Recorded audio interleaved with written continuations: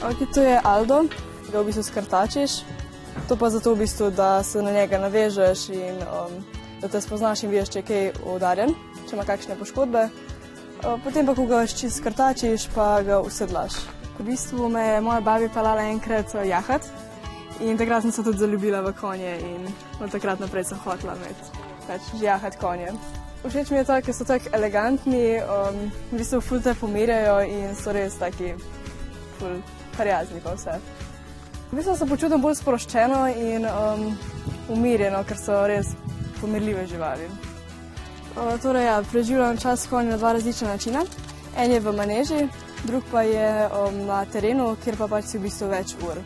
Konj malo začne bolj divjati, takrat je mogoče mičken straha, ampak pol se itak ga moraš imeti pod nadzorom. Po mojem mora biti tudi malo straha vmes, ampak dober. Torej, imeti konja ni kar tako, ker v bistvu to prinese tudi veliko skrbi. Kot naprimer, ne moreš iti na take počitnice, ker v bistvu imaš konja doma in je dosti zahteven za skrbeti.